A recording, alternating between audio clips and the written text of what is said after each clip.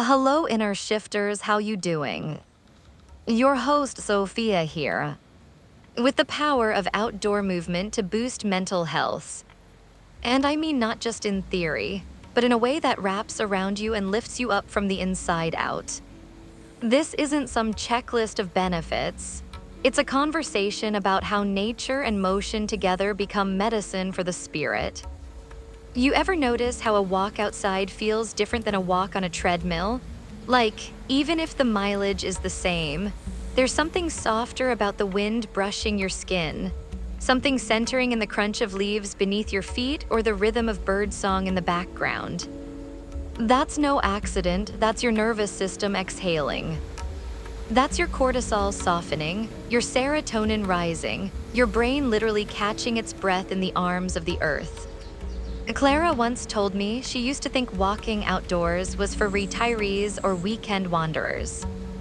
She was in full hustle mode early mornings, late nights, over-caffeinated and under-rested. Then one winter morning, she found herself spiraling, anxiety buzzing, thoughts racing, shoulders tight. Something in her said, just walk. So she wrapped herself in layers, stepped outside, and wandered aimlessly through a nearby trail. 10 minutes in, she felt it, the quiet in her chest, the loosening of her grip on everything she was carrying.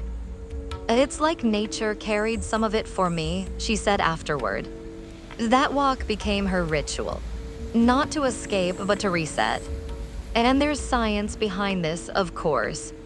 Studies show that even short bursts of outdoor activity, just 20 minutes a day, can significantly reduce stress hormones and increase positive mood states.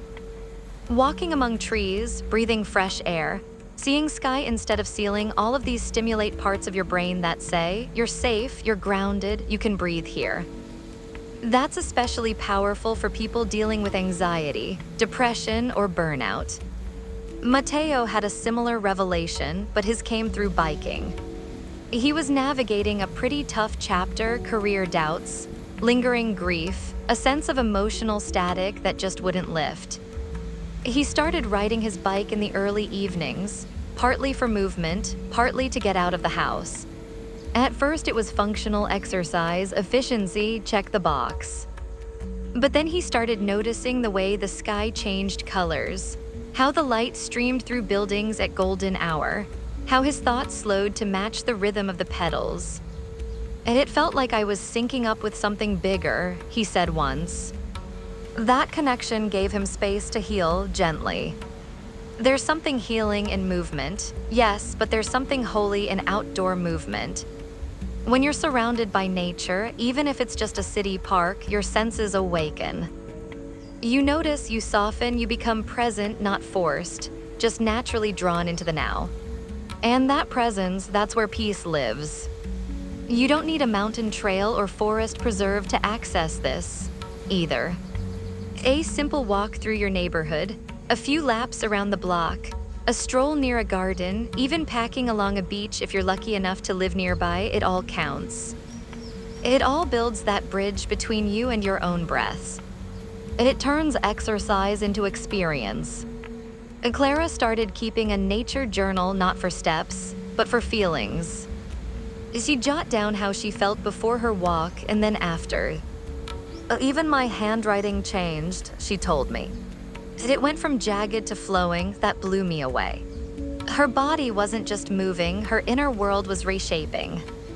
There's also something about the unpredictability of outdoor exercise that mirrors life, in a good way. Indoors, everything is controlled: climate, terrain, lighting. But outside, you get breeze, birds, sun shifts, tree shadows. You learn to adapt, stay open. That skill of presence and fluidity spills into everything else you do. Your conversations soften, your stress responses shift, your creativity blooms. Mateo once said, I started biking for fitness. I kept biking for forgiveness. I asked him what he meant, and he said, it's where I finally forgave myself for all the stuff I thought I had to be. That hit deep. Because sometimes outdoor movement doesn't just clear your head, it clears your heart. It helps you rewrite stories, release expectations, remember that you're not just surviving, you're allowed to feel good in your body. There's also an embodied joy that comes from sunlight on your skin. Vitamin D aside, it's about warmth, about aliveness. That moment when you tilt your face up and feel the sun kiss your cheek, that's a reminder you're part of this earth. You belong here, you deserve to feel your feet on the ground, your lungs full of air, your senses lit up with presence. Clara started walking barefoot in her backyard. It sounds weird, she laughed, but I feel like I remember how to exist when my feet touch the earth. That's no coincidence.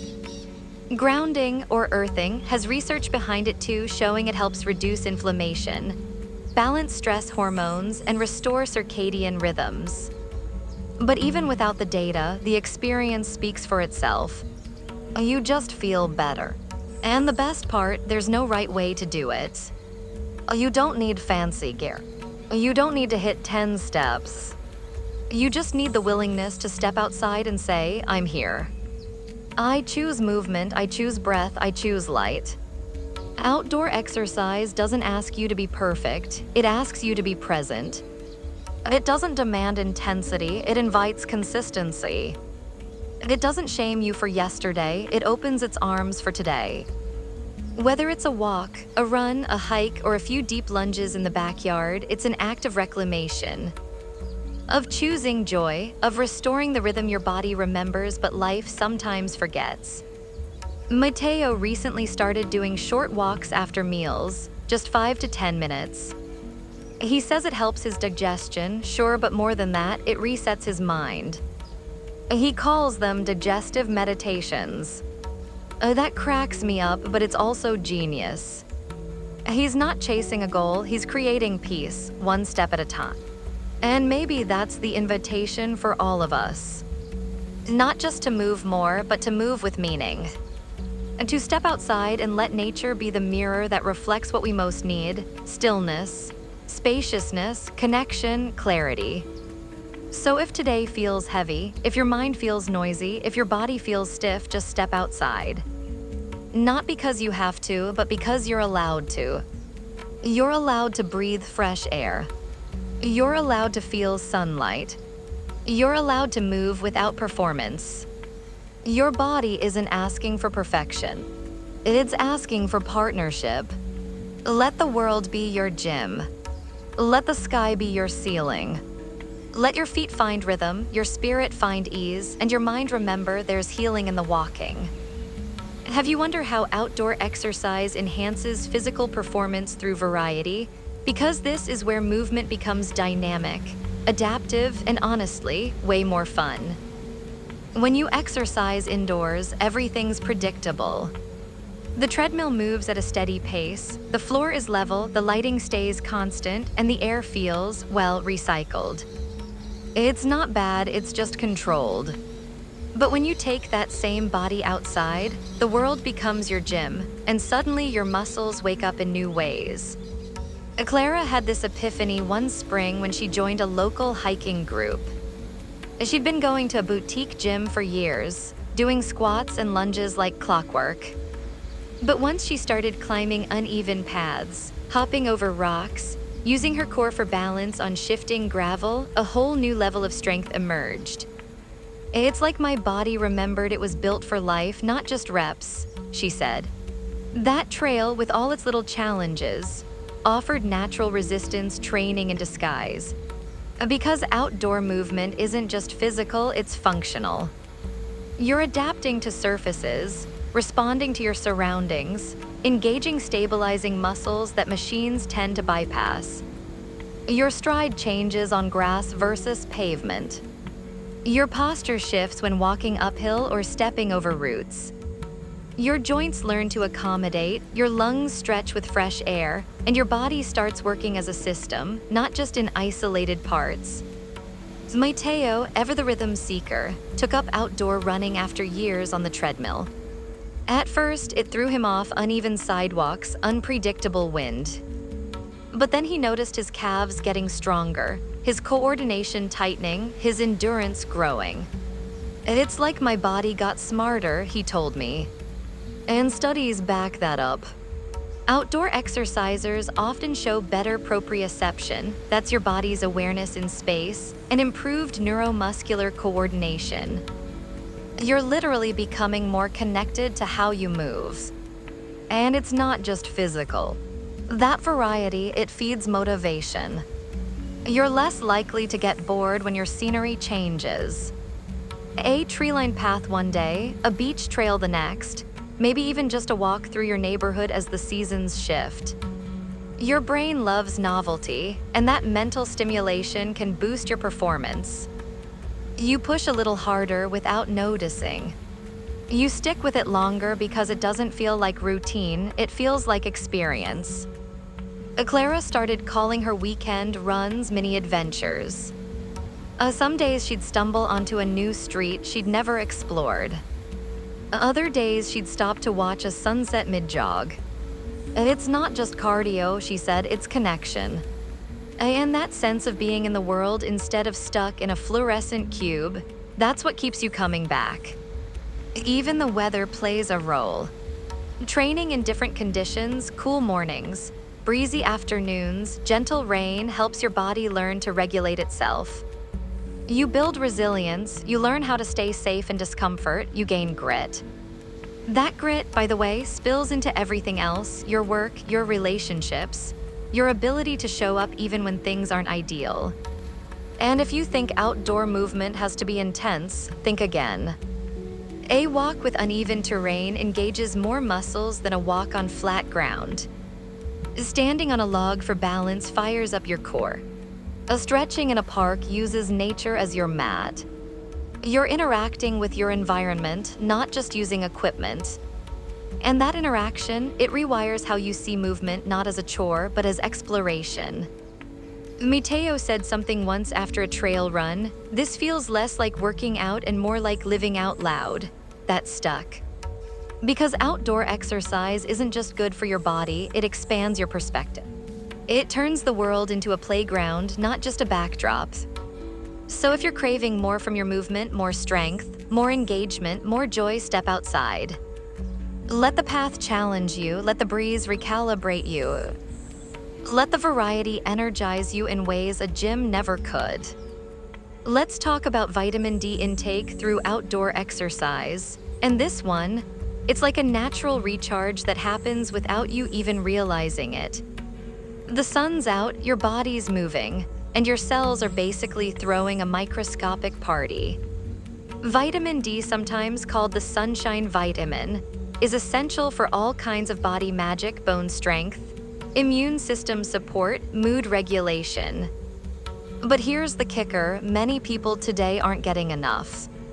We spend hours indoors under artificial light, behind windows and screens.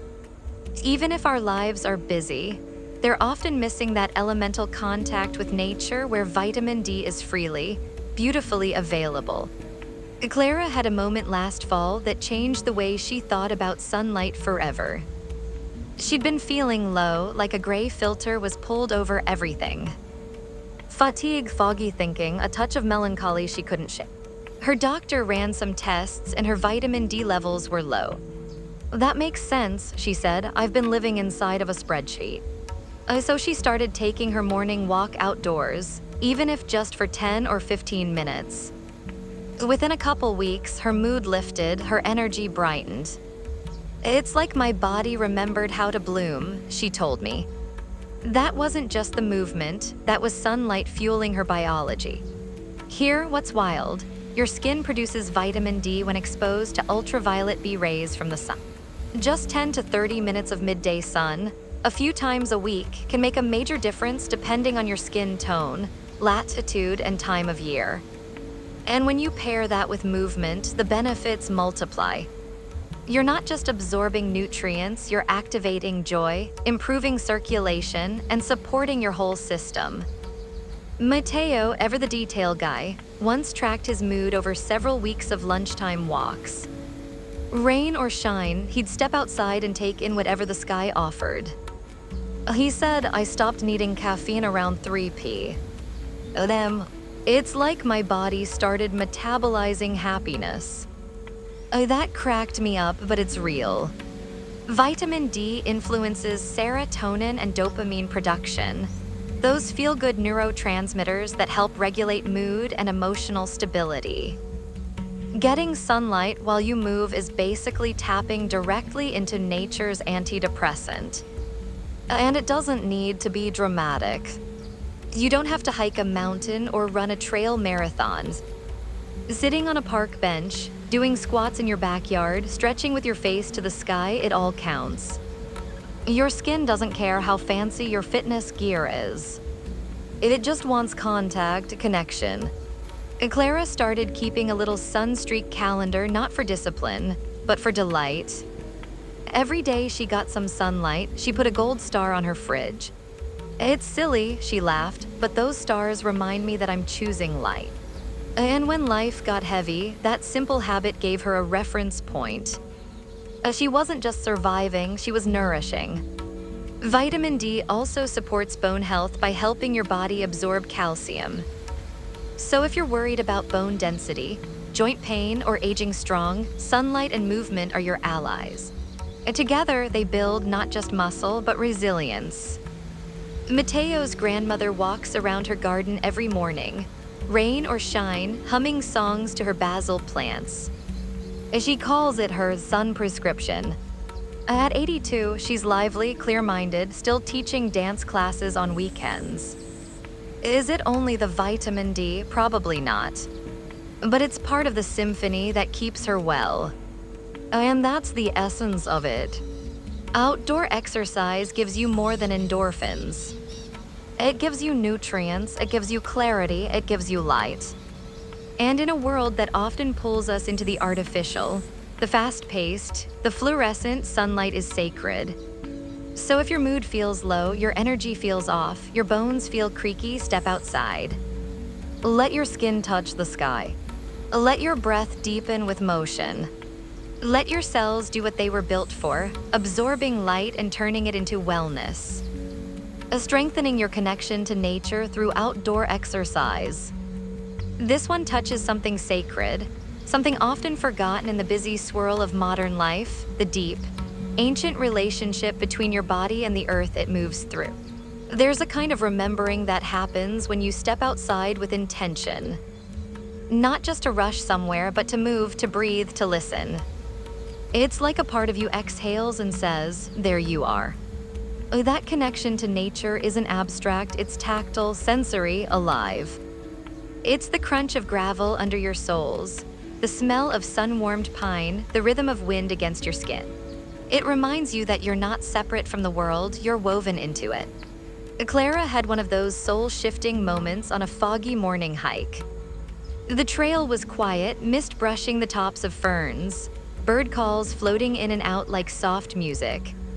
She paused beside a mossy stone and simply stood there. And it felt like the forest was breathing with me, she told me. That's not poetic indulgence, it's presence. The kind that recalibrates your nervous system and grounds your thoughts without you having to try. Because when you move outside, you're not just exercising, you're synchronizing. With cycles, seasons, temperatures. With sunlight that shifts and shadows that stretch. Your body adapts, your mind quiets, your awareness expands. And in a time when so much of life happens through screens and traffic and climate-controlled spaces, that reconnection is medicine. Mateo said it best after a long walk by the river. I used to think nature was something I visited, he said. But now I realize I'm part of it. That shift in identity, it changes everything. You stop trying to dominate the world and start collaborating with it. You notice subtle things, a squirrel darting past, the way a leaf catches light, the scent of wet soil after rain, and those details anchor you in the now.